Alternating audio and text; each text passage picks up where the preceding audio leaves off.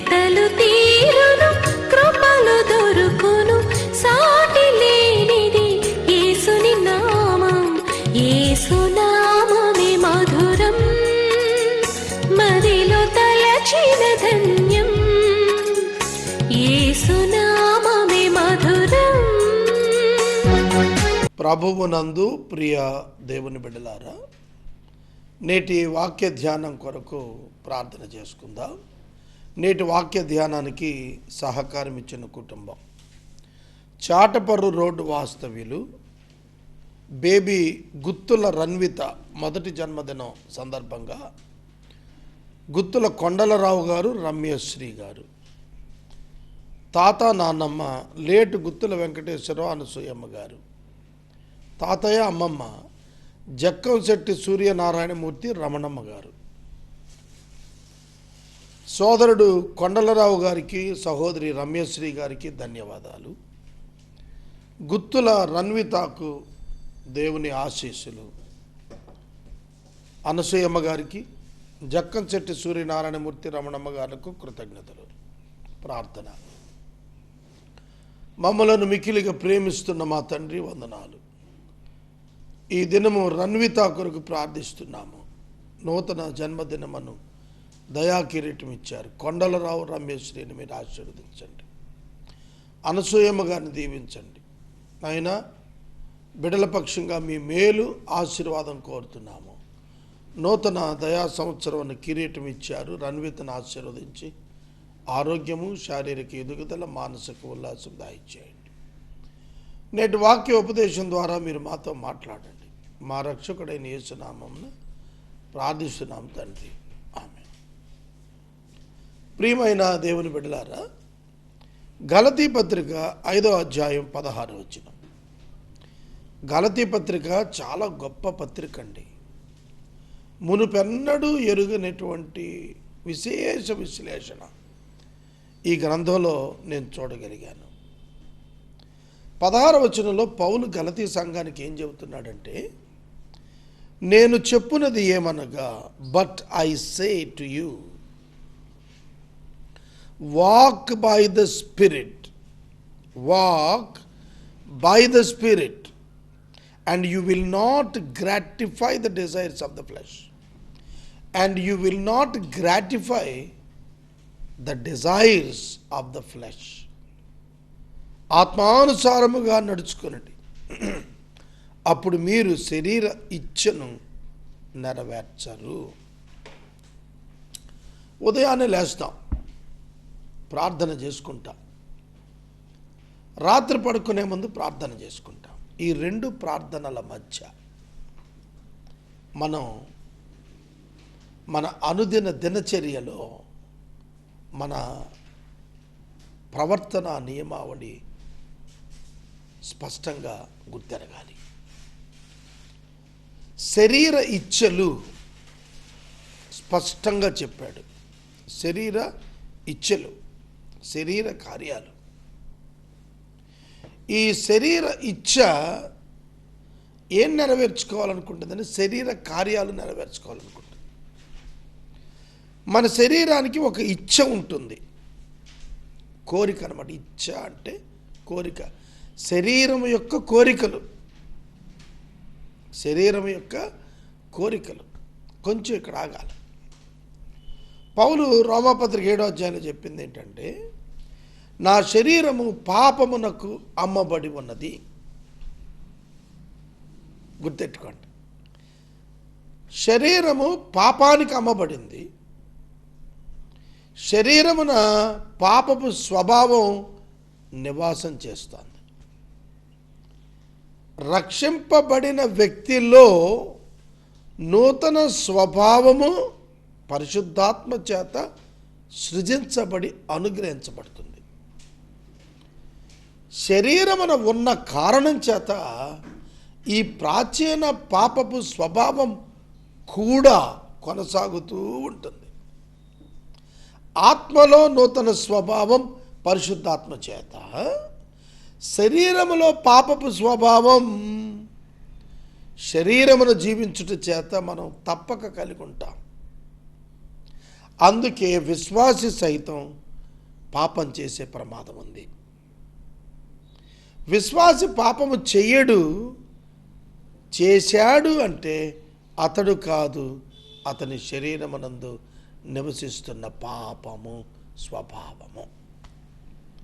ఈ డైలమా అర్థమైతే కనుక క్రైస్తవ్యం అర్థమవుతుంది, లేకపోతే అసలు అర్థం కానే కాదు. పాపం చేసి ఈ పాపం చేసింది నేను కాదు అంటే ఎట్లుంటుంది మీకు? పాపం చేసింది ఎవరు అంటే నా శరీరములోని పాపపు స్వభావం పాపం చేయిస్తోంది, దాని పనే అది. ఆత్మలో ఉన్న నూతన స్వభావం నన్ను పరిశుద్ధంగా ఉంచుతుంది, పాపం చేయకుండా కాపాడుతుంది. పాపం చేయకుండా శరీరం ఉండలేదు, పాపం చెయ్యాలంటే ఆత్మకు కుదరదు. ఈ సంఘర్షణలో విశ్వాసి కొట్టుమిట్టుడుతూ ఉంటాడు, విశ్వాసి కొట్టుమిట్టాడుతూ ఉంటాడు, ఇటు అటు ఇటు అటు లాగబడుతూ ఉంటాడు. శరీరం పాపం వైపు లాగుతూ ఉంటుంది, ఆత్మ దేవుని వైపు పరిశుద్ధత వైపు లాగుతూ ఉంటుంది. అక్కడ మధ్యలో ఒక పాయింట్ ఉంది, ఏంటంటే సెల్ఫ్ విల్, స్వచిత్తము. ఈ స్వచిత్తం శరీరం వైపు లాగిందనుకోండి పాపం వైపు వెళ్తాం. ఈ స్వచిత్తం దేవుని వైపు లాగిందనుకోండి పరిశుద్ధత వైపు వెళ్తాము. కనుక మారు మనసు పొందిన ప్రతి వ్యక్తి ఈ సంఘర్షణ వారికి ఎదురవుతూ దినదినాన ఉంటున్నప్పుడు ఈ సొంత ఇచ్ఛ, శరీర ఇచ్ఛ, సొంత ఇచ్ఛ చంపాల, సిలువ వేయాల. ఎప్పుడైతే నీ హృదయంలో క్రైస్ట్ సెంటర్డ్ లైఫ్ అభ్యాసం చేసుకుంటావో అప్పుడు నీవు ఆత్మ వైపే నీ నడక ఉంటుంది, శరీర ఇచ్ఛ వైపు ఉండదు. That power should be given by the Holy Spirit himself to you to control over the sin. పాపము పైన మనం అధికారం పొందేటట్టుగా పరిశుద్ధాత్మ సహాయం చేస్తాడు మనకి. That is the nature and the duty of the Holy spirit.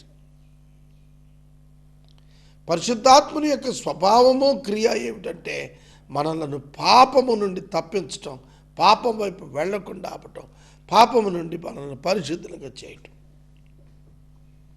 శరీరం యొక్క ఇచ్చ ఏమిటంటే మనల్ని పాపంలోనికి లాగటం.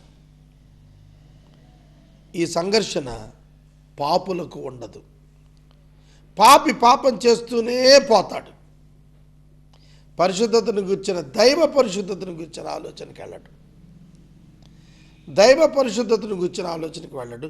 ఒక రీజనరేటెడ్ పర్సనాలిటీ మాత్రమే ఈ సంఘర్షణకు లోనవుతారు.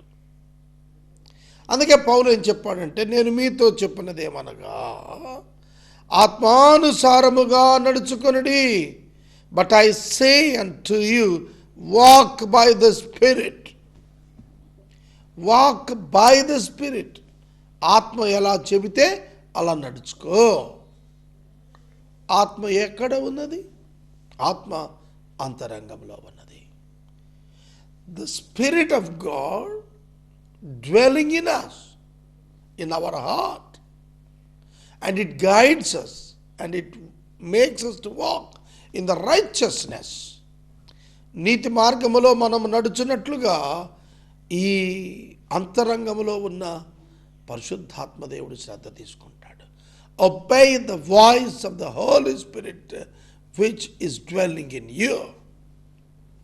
నీ అంతరంగంలో నివాసమున్న పరిశుద్ధాత్మని స్వరానికి లోబడుట నేర్చుకో.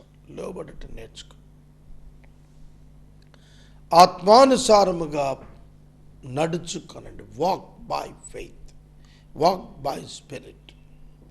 When you walk by spirit you will walk by faith. అర్థమైందా? ఈ ఎక్స్పీరియన్స్ చాలా కొద్ది మందికి ఉంటుంది. కొందరికి ఎక్కువ మోతాదులో ఉంటుంది, మరి కొంతమందికి బిగినింగ్లో ఉంటుంది.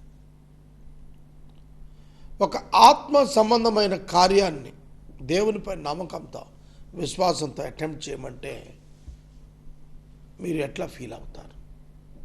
యేసుక్రీస్తు ప్రభువు శిష్యులను పిలిచి మీరు వీరికి భోజనం పెట్టండి అన్నాడు.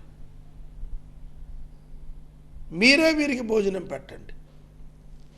శిష్యులు అన్నారు, ప్రభువా వీరిని పంపేద్దాం, ఈ అరణ్యంలో వీరికి ఆహారం ఎక్కడ దొరుకుద్ది, వెళ్ళి కొనుక్కొచ్చుకుంటారు అని చెప్పి అంటే ప్రభు అన్నాడు, మీరే వారికి ఆహారం పెట్టండి, మీరే వారికి ఆహారం పెట్టండి.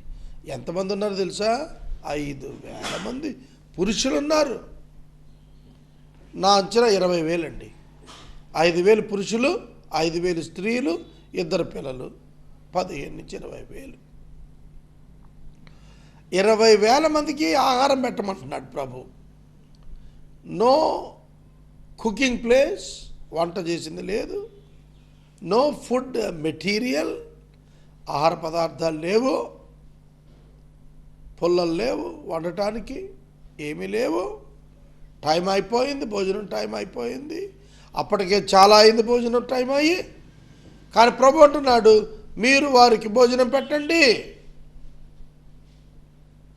వెంటనే శరీరంతో తలంచారన్నారు, ప్రభువా వీళ్ళకి ఆహారం తేటానికి 300 దేనారాలు అవుతాయి, 400 దేనారాలు అవుతాయి, 400 దేనారాలు అవుతాయి, వెళ్ళి కొనుక్కొచ్చి పెట్టమా? నో, కొనుక్కొచ్చి పెట్టడం కాదు, దేవుడు ఇస్తాడు, పెట్టాలి. యూ నీడ్ ద ఫెయిత్, నీకు విశ్వాసం కావాలి. You need the guidance of the Spirit, ఆత్మ యొక్క నడిపింపు కావాలి. అర్థమవుతుందా? 150 మందికి భోజనం పెడదాం రోజు అంటేనే చాలామంది ఎదరికి రాలేదు వాళ్ళ. ఇప్పుడు మేము రోజుకి 500 నుంచి 600 మంది పెడుతున్నాం.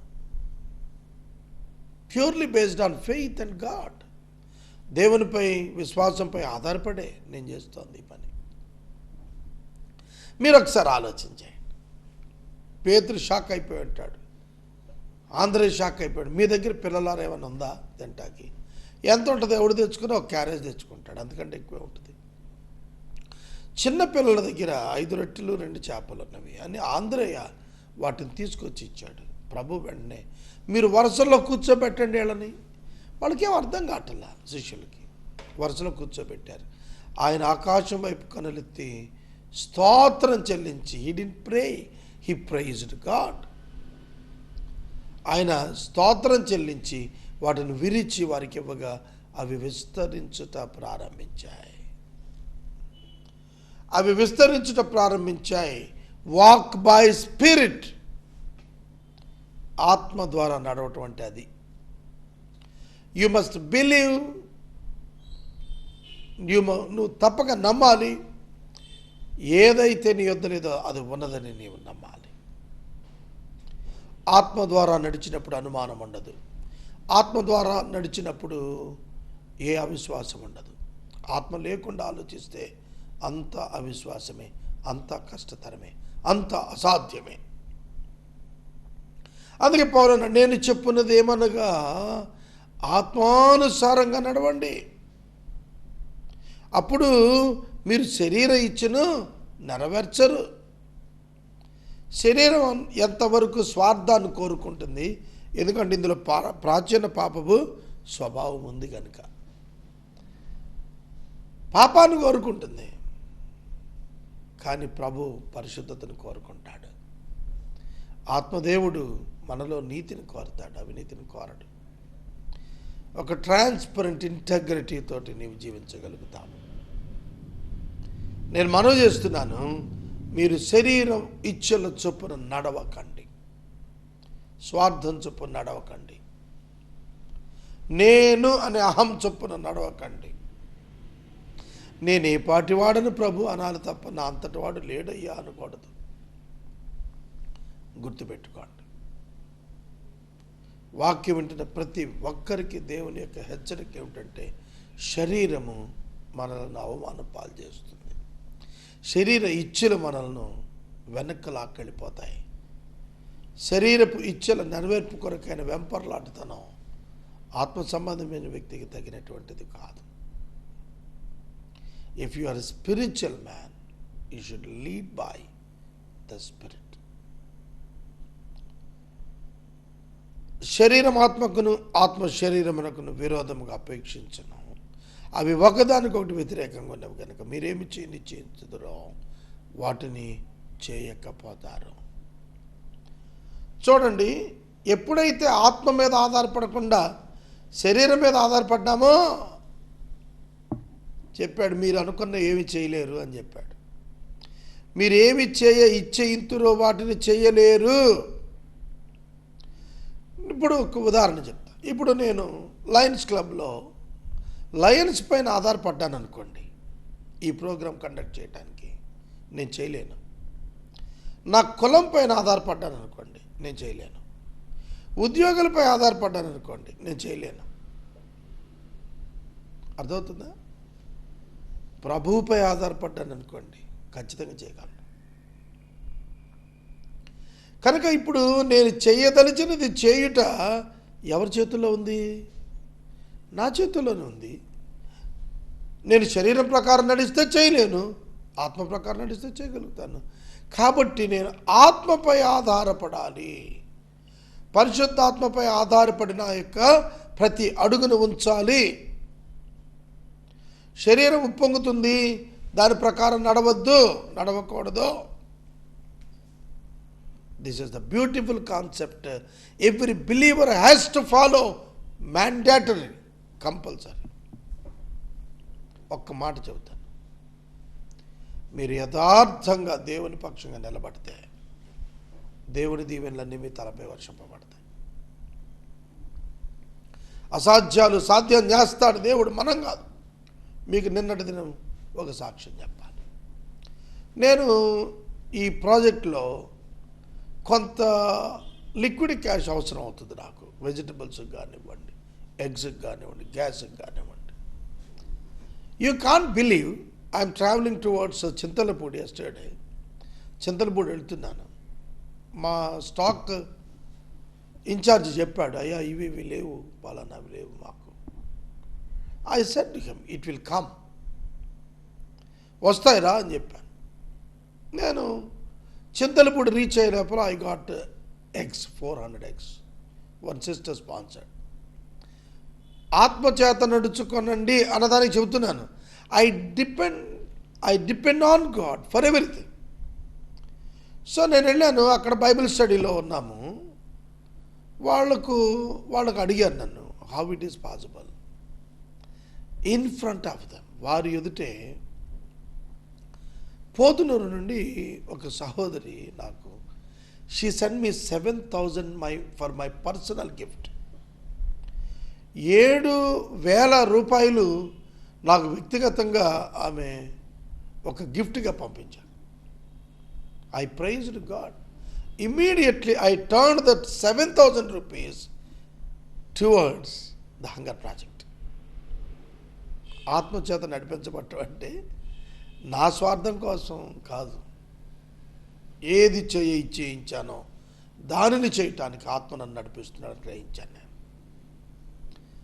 నా నీడ్స్ ఉన్నాయి. Yes, I have my own needs.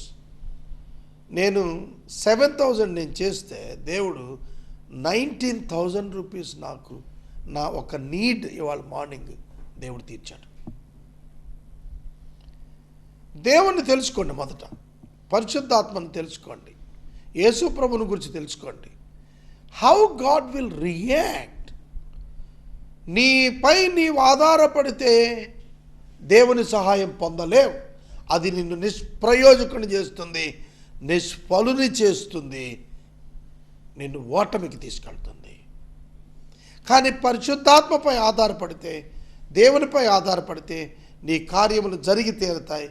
It's a best example.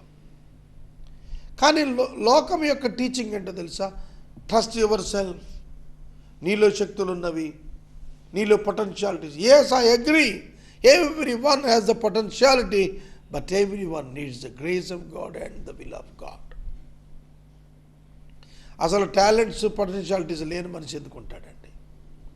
ఉంటాడు, ప్రతి మనిషికి ఉంటాయి. కానీ మరి అందరి పైకి ఎందుకు రావట్లేదు? కాబట్టి మనము దీవెన పరులముగా ఉండాలి అని అనగా we need to walk by spirit. ఆత్మచేత మనము నడిపించబడాలి. ఎందుకంటే శరీరాన్ని జయించాలి. మనం శరీరాన్ని సిలువకు మేకులతో కొట్టగలగాలి. సిలువలో మేకులకు శరీరం కొట్టబట్టం అంటే అర్థం ఏంటంటే, అలగరికలుగా మాట్లాడుతున్నాను, అలంకారంగా. అర్థం ఏంటంటే నీ శరీరం కదలకూడదు. Your spirit must move, not your body. నీ శరీరం ద్వారా కాదు క్రియ, నీ ఆత్మ ద్వారా. నీ శరీరంలో వస్తున్న ప్రతి శరీర క్రియ దాన్ని అరెస్ట్ చేయి, కదలకుండా చేయి. Move by the spirit. ఆత్మతో కలిసి సంచారం చేయి. It's not madness, it is divinity. ఇది పిచ్చితనం కాదు, దైవత్వం. Be obedient to the spirit of the Lord. తల వంచి ఆత్మతో నడు, ఆత్మ చూపు చేతలో నడు. ఐగుప్తు దేశానికి భారతదేశానికి చాలా పోలికలు ఉన్నాయి. ఐగుప్తు దేశం విగ్రహారాధన, భారతదేశం కూడా విగ్రహారాధనే. ఐగుప్తు చాలా ఫేమస్, చాలా ఇండియా కూడా అంతే. ఈ ఈజిప్ట్ రిలేటెడ్గా కనబడుతున్న, ఐడెంటికల్గా కనబడుతున్న ఇండియాలో యోసేపు ఏ విధంగా అయితే దైవాత్మ చేత ఉండి అందరికంటే ఘనంగా వినియోగించబడ్డాడో, అలాగున ద చర్చ్ ఆఫ్ క్రైస్ట్, యేసుక్రీస్తు యొక్క సంఘము యోసేపు వలె ఆధిపత్యములో ఉండాలి. కారణము, the difference is the spirit of God alone. అన్బిలీవర్స్కి బిలీవర్స్కి ఉన్న వ్యత్యాసం హోలీ స్పిరిట్ ఇన్డ్వెల్లింగ్, పరిశుద్ధాత్మని యొక్క నివాసము అంతరంగములో స్థిరముగా ఉండటం. That is the difference. అదే వ్యత్యాసం. అందుకని అన్నాడు, మీరేమి ఇచ్చించుదురో అవి చెయ్యలేరు, ఎందుకంటే మీ శరీరం మిమ్మల్ని డామినేట్ చేస్తుంది. మీరు ఉదయాన్నే లేచి పని చేయాలనుకుంటే చేయనివ్వదు శరీరం. It dominates you, it demands the rest. అప్పుడే వీ నీడ్ ద స్పిరిట్. పరిశుద్ధాత్మ అప్పుడే కావాలా. పరిశుద్ధాత్మ శ్రమల సేవకుడైన యేసును నీకు పరిచయం చేస్తాడు. He will guide you, he will strengthen you to overcome the physical barriers. ప్రతి విధమైన శారీరక ఆటంకాలను అధిగమించి పైకి వెళ్ళటానికి ఆత్మదేవుడు సహాయం చేస్తాడు. వితౌట్ మనీ, డబ్బు లేకుండా కార్యాలు చేస్తాడు దేవుడు. Trust this my friends. దీన్ని నమ్మండి. మీరు నమ్మితే మీరు కూడా మీ జీవితాల్లో ఈ అనుభవాలను చూస్తారు.